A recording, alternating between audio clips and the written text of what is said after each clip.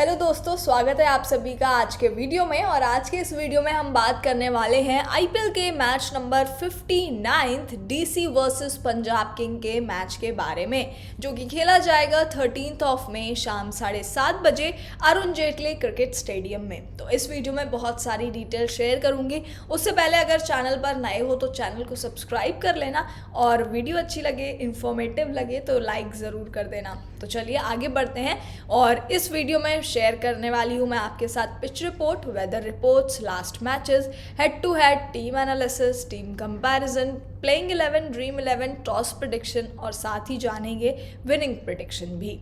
आगे हम पिच की बात कर लेते हैं। ये जो मैच है वो खेला जाएगा अरुण जेटली स्टेडियम में। उससे पहले दोनों ही टीम्स की अगर मैं बात करूँ तो दिल्ली कैपिटल्स जो है वो पॉइंट्स टेबल में सबसे लास्ट पोजीशन यानी कि 10th पोजीशन पर चल रही है 8 पॉइंट्स के साथ। तो कहीं ना कहीं दिल्ली कैपिटल्स को अब मैचेस अपने जितने भी खेलने हैं जीतने होंगे, और पंजाब किंग को भी, क्योंकि दिल्ली कैपिटल्स इस सीज़न में 11 मैचेस खेली है जिसमें से 4 जीती है। और वहीं अगर पंजाब किंग की बात करूँ तो 11 खेली है जिसमें से सिर्फ 5 जीती है। तो बहुत बड़ा डिफरेंस नहीं है दिल्ली कैपिटल्स और पंजाब किंग में। सो दोनों ही टीम्स इस मैच को अपने नाम करना चाहेंगी और एक बेहतर परफॉर्मेंस करते हुए यहाँ की टीम आपको दिखने वाली है।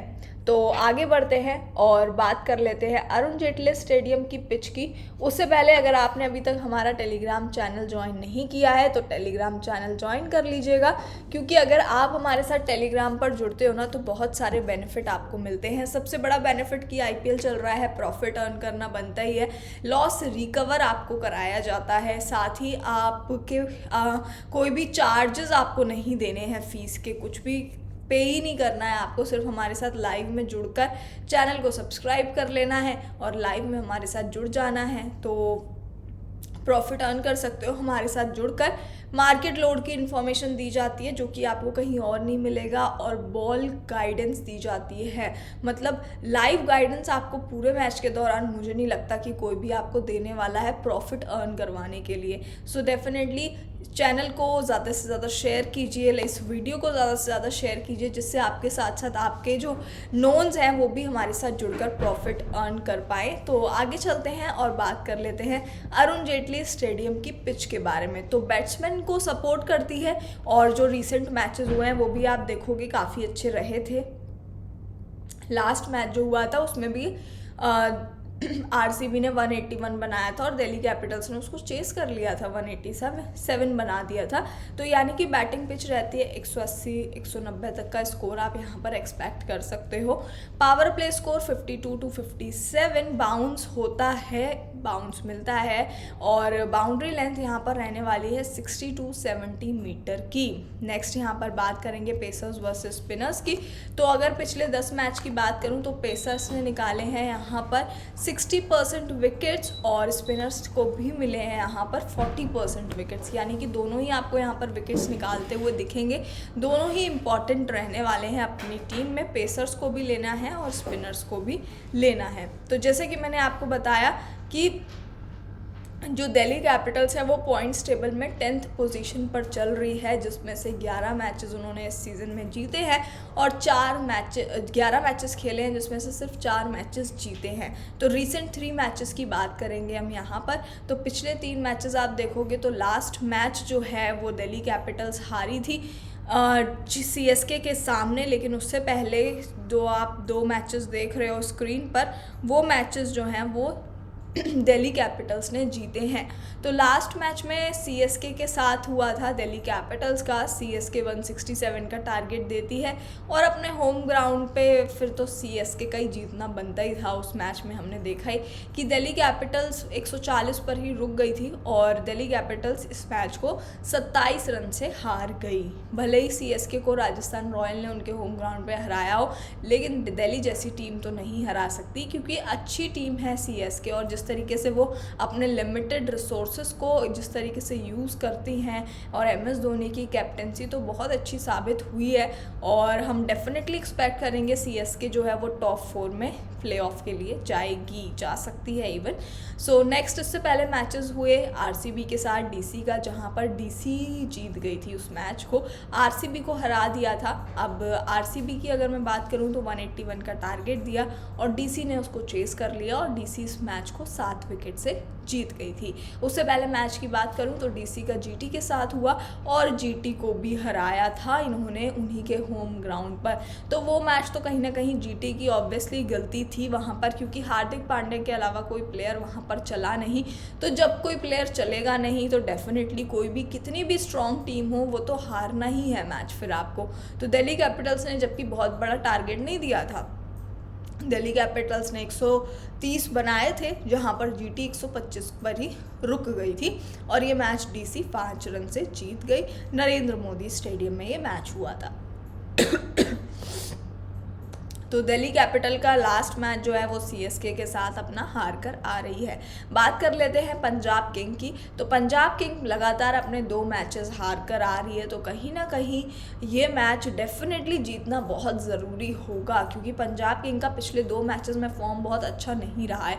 भले ही उन्होंने स्कोर बहुत अच्छे बनाए, चेस किया, मैं ये नहीं कहूँगी कि उनकी तरफ से परफॉर्मेंस नहीं आया, बट कहीं ना कहीं आप सामने वाली टीम के लिए सामने वाली टीम के सामने वीक पड़ गए, जो आप इतना सामने वाली टीम चेस कर गई। अब लास्ट मैच जो है वो KKR के साथ हुआ था, जहां पर पंजाब किंग ने 179 बनाए थे और KKR उसको चेस कर लेता है।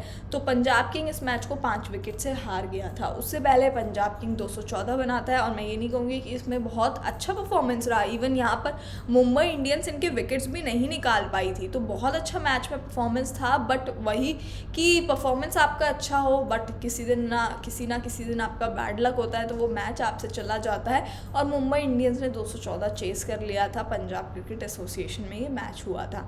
इससे पहले CSK के साथ हुआ था पंजाब किंग का, जहां पर CSK 200 का टारगेट देती है और पंजाब किंग वो भी चेस कर लेती है। तो पंजाब किंग 4 विकेट से मैच जीत गई थी CSK के सामने। तो कहीं ना कहीं आप देख सकते हो कि परफॉर्मेंस तो अच्छा आ रहा है पंजाब किंग से, बट मैचेस नहीं जीत पा रहे हैं, क्योंकि इन्होंने पहले बैटिंग की तो 180 214 तक बनाया भी है स्कोर, और नो डाउट कि सामने वाली टीम इवन मुंबई इंडियंस जैसी टीम इनके विकेट्स नहीं निकाल पाई। तो कहीं ना कहीं अच्छा परफॉर्मेंस रखती है पंजाब किंग, लेकिन सिर्फ अच्छा परफॉर्मेंस रखने से काम नहीं होगा, आपको मैचेस को जीतना भी पड़ेगा, क्योंकि ओवरऑल वही चीज़ आपकी प्लेऑफ में जाने के लिए काउंट होती है। तो ये हो चुके हैं दिल्ली कैपिटल्स और पंजाब किंग के रीसेंट फॉर्म। आगे चलते हैं और टीम कंपैरिजन की बात कर लेते हैं। तो टीम कंपैरिजन में आप देखोगे कि जैसा कि मैंने आपको पहले भी अपने वीडियोस में बताया है कि दिल्ली कैपिटल्स अपने होम ग्राउंड पे अच्छा नहीं खेलती है बहुत, लेकिन अगर आप यहाँ पर देखोगे पंजाब किंग का भी स्टैट ना बहुत अच्छा नहीं रहा है। यानी कि अगर हम यहाँ पर बात करें तो DC ने 10 में से 50% मैचेस जीते हैं, वहीं पंजाब किंग की अगर मैं बात करूँ तो पंजाब किंग का आप देखोगे 10 में से 40% मैच जीते हैं, यानी कि बहुत अच्छा वेन्यू पर कोई भी टीम यहाँ पर नहीं करती है। लेकिन दोनों को कंपैरिजन में तो कहीं ना कहीं यहाँ पर DC आपको अपर हैंड दिखेगी, क्योंकि 10 में से 5 मैचेस जीते हैं, 5 हारे हैं। एवरेज स्कोर भी पंजाब किंग के कंपैरिजन में ज़्यादा है, हाईएस्ट स्कोर कहीं ना कहीं पंजाब किंग का ज़्यादा है। तो यहाँ पर ये है कि अपने वेन्यू का एक्सपीरियंस है, लेकिन दोनों ही टीम्स को बहुत अच्छा एक्सपीरियंस नहीं है अपने अपने वेन्यू का। सो यहाँ पर दोनों ही टीम्स को बहुत ज़रूरी है एक अच्छा परफॉर्मेंस देने की। हेड टू हेड की बात करेंगे, हेड टू हेड इस ईयर तो अभी तक इनका मैच कोई भी हुआ नहीं है। लास्ट ईयर इनके बीच में मैचेस हुए थे 2, और उस टाइम पर ना दोनों मैचेस दिल्ली कैपिटल्स ने जीते थे। तो लास्ट टाइम तो भारी पड़ी थी दिल्ली कैपिटल्स पंजाब किंग पर, बट इस सीज़न देखते हैं क्या फॉर्म दिखती है यहाँ पर पंजाब किंग की दिल्ली कैपिटल के सामने, क्योंकि दोनों ही मैचेस लास्ट ईयर जो 2 मैचेस हुए थे वो दोनों ही मैचेस पंजाब किंग हार गई थी। सो अब कहीं ना कहीं कमबैक करना ज़रूरी है पंजाब किंग के लिए, और मुझे लगता है लास्ट ईयर का बदला अब लिया जा सकता है। पंजाब किंग डेफिनेटली यहाँ पर कहीं ना कहीं एक अच्छा परफॉर्मेंस दिखे सकता है। आगे चलते हैं और दोनों ही टीम्स की हम प्रॉबेबल प्लेइंग 11 की बात कर लेते हैं। तो दिल्ली कैपिटल्स की अगर प्लेइंग 11 की बात करूं तो David Warner, Philip Salt, Rilee Rossouw, Mitchell Marsh, Manish Pandey, Aman Khan, Axar Patel, Ripal Patel, Khaleel Ahmed, Kuldeep Yadav, Ishant Sharma. David Warner काफ़ी अच्छी फॉर्म में है, लेकिन पिछले 2 मैचेस से फॉर्म जो है वो कहीं ना कहीं गड़बड़ाई हुई है और शुरुआत में तो सिर्फ यही रन बना रहे थे, जैसा कि हम सभी को पता ही है कि अकेले कंट्रीब्यूशन कर रहे थे। और बट अब मैं कहूँगी कि कहीं ना कहीं और भी प्लेयर्स हैं। अगर आपने लास्ट मैच देखा हो तो फिलिप सॉल्ट भी पिछले 2 मैचेस में फॉर्म में दिखे हैं। तो कहीं ना कहीं ये है कि कोशिश कर रही है दिल्ली कैपिटल्स, और डेफिनेटली अब तो करनी भी चाहिए, क्योंकि आपने शुरुआत के इतने मैचेस अपने हाथ से जाने दिए, तो कहीं ना कहीं वो चीज़ अब दिल्ली कैपिटल्स जो है वो उसको कवर कर सकती है और अब एक अच्छा परफॉर्मेंस ज़रूर दे सकती है। क्योंकि अगर दिल्ली कैपिटल्स को टॉप 4 में आना है ना, तो उन्हें अपने बाकी के जितने भी मैचेस बचे हुए हैं वो सारे मैचेस अपने नाम करने होंगे, तभी दिल्ली कैपिटल्स के कुछ चांसेस हो सकते हैं प्लेऑफ के लिए। नेक्स्ट यहाँ पर मैं बात करूँगी डेविड वार्नर की। तो डेविड वार्नर का वही मैंने आपको बताया, पिछले 2-4 मैचेस से ना फॉर्म में नहीं आए हैं, यानी कि जल्दी आउट हो जा रहे हैं, 1-2 बॉल खेल कर आउट हो जा रहे हैं सनराइज़र हैदराबाद के अगेंस्ट, आरसीबी, जीटी और सीएसके के अगेंस्ट भी। यानी कि थोड़ी फ़िलहाल रीसेंट फॉर्म अच्छी नहीं चल रही है, लेकिन नो डाउट अभी रीसेंट फॉर्म नहीं अच्छी चल रही है, लेकिन उससे पहले इन्होंने रन्स बनाए हैं, तो कहीं ना कहीं इंपॉर्टेंट प्लेयर रहने वाले हैं। नेक्स्ट यहाँ पर मैं बात करूँगी फिलिप सॉल्ट की। तो अगर मैं फिलिप सॉल्ट की बात करूँ तो जैसा कि मैंने आपको बताया, एक आध मैचेस में नहीं चले। शुरुआत तो बहुत अच्छी नहीं हुई थी, जब इन्होंने आईपीएल में एंट्री मारी तो 2-3 बॉल खेलकर आउट हो गए थे, लेकिन उसके बाद जिस तरीके से कमबैक किया, और बीच में एक आध मैच इनके ऐसे भी हो जाते हैं जिसमें फ्लॉप हो जाते हैं। बाकी ऐसा नहीं है कि आपको एवरेज रन्स हर मैच में आपका कंट्रीब्यूशन कर ही देंगे। जिस दिन चल गए उस दिन तो बहुत अच्छी पारी आएगी। अगर आपको आरसीबी के अगेंस्ट याद हो तो 87 रन्स मार दिए थे सिर्फ फिलिप सॉल्ट ने ही। तो और जिस दिन नहीं चले तो फिर दिल्ली कैपिटल से हाथ से तो जाना ही है मैच। राइले रोजो की बात करूं तो राइले रोजो भी अभी तक फॉर्म में उस तरीके से तो दिखे नहीं है। पिछले 2 मैचेस से 30-35 रन्स का कंट्रीब्यूशन कर रहे हैं, और शुरुआत इतनी अच्छी तो नहीं हुई थी, बट हाँ फिर भी पिछले 2 मैचेस में फॉर्म में है, तो मैं कहीं ना कहीं एक्सपेक्ट कर सकती हूँ थोड़े बहुत रन्स। मिचेल मार्श यहाँ पर इंपॉर्टेंट ऑलराउंडर रहेंगे, क्योंकि बॉलिंग में कंसिस्टेंसी है, यानी कि बॉलिंग कराते हैं तो आपको विकेट्स निकाल कर दे ही देते हैं, 1-2-3 विकेट आप एक्सपेक्ट कर सकते हो। तो Mitchell Marsh as a allrounder आपको ज़रूरी रहेंगे, क्योंकि बैटिंग से भी आपको एवरेज परफॉर्मेंस दे देते हैं, और बाकी बॉलिंग से तो मैंने आपको कंसिस्टेंसी बताई है कि कहीं ना कहीं डेफिनेटली है। नेक्स्ट यहाँ पर मैं बात कर लेती हूँ मनीष पांडे की। तो मनीष पांडे लास्ट मैच में चल गए थे, बीच में 2 मैचेस ऐसे रहे जीटी के अगेंस्ट, सनराइज़र हैदराबाद के अगेंस्ट, जिसमें इनके बल्ले से रन नहीं आए थे। उससे पहले भी एवरेज रन, यानी कि ऐसा है कि आएंगे तो थोड़ा बहुत कंट्रीब्यूशन कर देंगे, और अगर आउट हो गए तो जल्दी आउट हो ही जाएंगे। अमन खान की बात करूँ तो अमन खान किसी मैच में चल जाते हैं, मोस्टली फ्लॉप रहते हैं, रिस्की रहेंगे। अक्षर पटेल इनके पास एक इम्पॉर्टेंट ऑलराउंडर रहने वाले हैं। तो 2 ही यहाँ पे ऑलराउंडर मुझे जो इम्पॉर्टेंट लगते हैं वो यही है, मिचेल मार्श और अक्षर पटेल। बाकी मुझे यहाँ पे ऑलराउंडर कोई भी ऐसा नहीं लगता जिनके साथ हम अपनी ड्रीम 11 बना सकते हैं। बाकी रायपल पटेल को मौका दिया जा रहा है, अभी तक फॉर्म तो उस तरीके की दिखी नहीं है, कुछ रन्स का कंट्रीब्यूशन करते हैं, आउट हो जाते हैं, कुछ मतलब 10-15 रन इतने ही, और इतने भी मुश्किल से ही। नेक्स्ट यहाँ पर अगर मैं दिल्ली कैपिटल्स के बॉलर्स की बात करूँ तो सबसे पहले कुलदीप यादव की बात करूँगी। कंसिस्टेंसी नहीं है, किसी मैच में विकेट निकाल लेंगे, किसी मैच में विकेट नहीं निकालेंगे, बट हाँ रन्स थोड़े से कम ही देते हैं सामने वाली टीम को, तो ये प्लस पॉइंट है। नेक्स्ट यहाँ पर अगर मैं खलील अहमद की बात करूँ तो विकेट्स निकाल लेते हैं, और पिछले मैचेस में काफ़ी अच्छा फॉर्म रहा है पिछले मैचेस में भी, तो कहीं ना कहीं इंपॉर्टेंट रहेंगे, और ईशांत शर्मा भी इंपॉर्टेंट रहेंगे क्योंकि कंसिस्टेंट हैं, विकेट्स निकाल कर आपको दे देते हैं। तो दिल्ली कैपिटल से जो इंपॉर्टेंट पिक्स बनते हैं वो तो बैट्समैन में मैं डेविड वार्नर के साथ जाऊँगी। फिलिप सॉल्ट को एज अ विकेट कीपर आप ले सकते हो, और अगर मैं ऑलराउंडर से इंपॉर्टेंट प्लेयर्स की बात करूं तो मिचेल मार्श, अक्षर पटेल है। बॉलर्स में कुलदीप यादव और ईशांत शर्मा के साथ मैं जाऊंगी। तो ये हो चुके हमारे दिल्ली कैपिटल्स के टॉप पिक्स। आगे चलते हैं और यहाँ पर हम बात करेंगे पंजाब किंग की प्लेइंग 11 के बारे में। तो पंजाब किंग की अगर प्लेइंग 11 के बारे में बात करूँ तो प्रभसिमरन सिंह, शिखर धवन ओपनिंग पर, दोनों ही अच्छे ओपनर्स हैं यहाँ पर पंजाब किंग के पास। शिखर धवन भी चल जाते हैं और प्रभसिमरन सिंह भी फॉर्म में हैं। वहीं भानुका राजपक्षा अभी तक फॉर्म में नहीं दिखे हैं, यानी कि इतना अच्छा परफॉर्मेंस देखने के लिए नहीं मिलता है। वहीं लियाम लिविंगस्टोन आपके लिए यहाँ से इंपॉर्टेंट बनते हैं क्योंकि बॉलिंग भी करा लेते हैं, विकेट्स मिल जाते हैं और साथ ही बैटिंग में भी फॉर्म में अब आ चुके हैं। सैम करन महंगे प्लेयर हैं लेकिन उस तरीके से परफॉर्म अभी तक नहीं आ पा रहा है, चाहे वो बैटिंग हो या फिर बॉलिंग हो। और ओवरसी फिर सबसे कॉस्टली प्लेयर, तो हमारी एक्सपेक्टेशन ऐसे ही ऑटोमेटिकली कुछ ज़्यादा बढ़ जाती हैं, तो उसके अकॉर्डिंग तो सैम करन से परफॉर्मेंस आया नहीं है। जितेश शर्मा फॉर्म में आ चुके हैं, तो एज अ विकेट कीपर आप यहाँ पे जितेश शर्मा आपके लिए पिक बन सकते हैं कि आप जितेश शर्मा को ले सकते हो। शाहरुख खान किसी किसी मैच में चल जाते हैं, किसी किसी मैच में नहीं चलते हैं। अर्शदीप सिंह इंपॉर्टेंट रहेंगे, कंसिस्टेंट हैं, विकेट्स निकाल कर दे देते हैं। हरप्रीत बरार भी आपको विकेट्स निकाल कर दे देते हैं। कंसिस्टेंसी मैं ऐसे नहीं कहूँगी कि हर मैच में आपको कंसिस्टेंसी देखने के लिए मिलेगी ही। नेक्स्ट यहाँ पे है नेथन एलिस। तो अगर मैं नेथन एलिस की भी बात करूँ तो ये भी ठीक परफॉर्मेंस दे देते हैं, यानी कि ऐसा नहीं है कि बहुत अच्छा कर ही रहे हैं और आपको सब में विकेट्स निकालते हुए भी दिख ही जाएंगे। तो थोड़ा सा ये रहता है इनका नेथन एलिस का। बाकी आपके लिए ड्रीम 11 में आप ले सकते हो इनको, नेथन एलिस के साथ जा सकते हो। लास्ट मैच में इनको as a impact player use किया गया था और पिछले 2-4 अगर आप 4 मैचेस देखोगे ना, तो 4 मैचेस में तो कंसिस्टेंसी दिखी है। एक विकेट निकाल कर दिया है, 2 विकेट भी निकाले मुंबई इंडियंस के अगेंस्ट। तो ये है अभी रिसेंट फॉर्म के बेसिस पर मैं नेथन एलिस के साथ अपनी टीम में जा सकती हूँ। नेक्स्ट यहाँ पर मैं बात करूँगी राहुल चहर की। तो पिछले लास्ट मैच जो KKR के अगेंस्ट हुआ उसमें काफ़ी अच्छी फॉर्म में दिखे थे क्योंकि 2 विकेट निकाले थे और सिर्फ 35 रन दिए थे सामने वाली टीम को। तो किसी किसी मैच में शुरुआत तो नहीं अच्छी हुई, लेकिन हाँ लास्ट ही मैच ऐसा रहा था जिसमें 2 विकेट निकाल लिए। और बाकी के मैचेस में ये है कि कंसिस्टेंसी डेफिनेटली लैक करते हैं।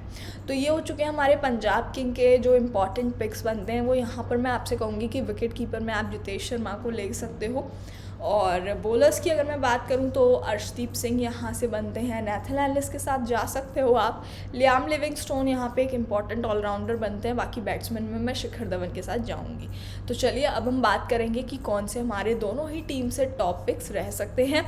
ड्रीम 11 के बारे में बात कर लेते हैं। तो चलिए आगे विकेट कीपर की अगर मैं बात करूँ तो विकेट कीपर में मैंने 2 लिया है, जैसा कि मैंने आपको बताया कि दिल्ली कैपिटल से फिलिप सॉल्ट के साथ तो मैं जाऊंगी ही, और साथ में प्रभसिमरन सिंह और जितेश शर्मा से मुझे जितेश शर्मा ज़्यादा बेहतर ऑप्शन लगते हैं। तो मैं जितेश शर्मा को अपनी टीम में एज अ विकेट कीपर लूँगी। फॉर्म में आ चुके हैं।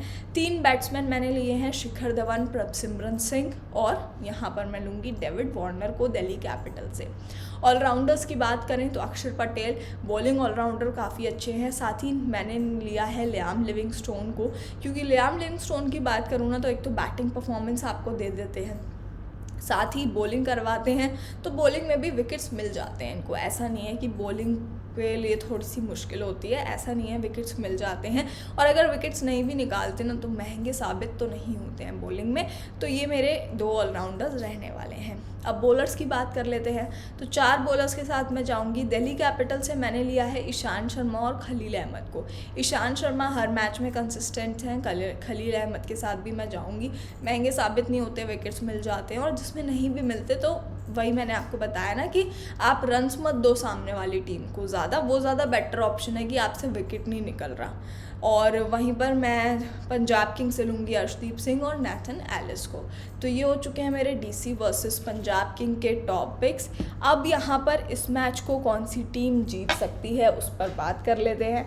तो DC वर्सेस पंजाब किंग की बात करूँ तो इस मैच में कहीं ना कहीं पंजाब किंग का अपर हैंड नज़र आ रहा है, क्योंकि उनके प्लेयर्स काफ़ी अच्छी फॉर्म में हैं। साथ ही मिडिल ऑर्डर जो पंजाब किंग का है ना, वो ज़्यादा स्ट्रॉन्ग रहता वाला है। पेसिंग अटैक, यानी कि अगर मैं बॉलिंग की बात करूँ ना तो दिल्ली कैपिटल के कंपैरिजन में पंजाब किंग का बॉलिंग अटैक मैं स्ट्रॉन्ग कहूँगी डेफिनेटली। अर्शदीप सिंह है वहाँ पर, नेथन एलिस है, तो कहीं ना कहीं पंजाब किंग अपना इस मैच में अपर हैंड रखता है।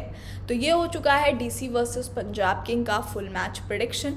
वीडियो अच्छा लगा हो तो लाइक कर देना, चैनल को सब्सक्राइब कर लेना। साथ ही डिस्क्रिप्शन में लिंक दिया गया है हमारे टेलीग्राम चैनल का, तो वहाँ से आप हमारा टेलीग्राम चैनल भी ज्वाइन कर सकते हो। क्यों? क्योंकि ये ड्रीम 11 हमारी प्रॉबेबल प्लेइंग 11 पर बेस्ड है। फाइनल ड्रीम 11 आपको टॉस होने के बाद मिल जाएगी टेलीग्राम पर। तो ज्वाइन होना हमारे साथ लाइव में बिल्कुल मत भूलना। तो चलिए मिलते हैं आपको, तब तक अपना ध्यान रखिए और प्रॉफिट अर्न करते रहिए।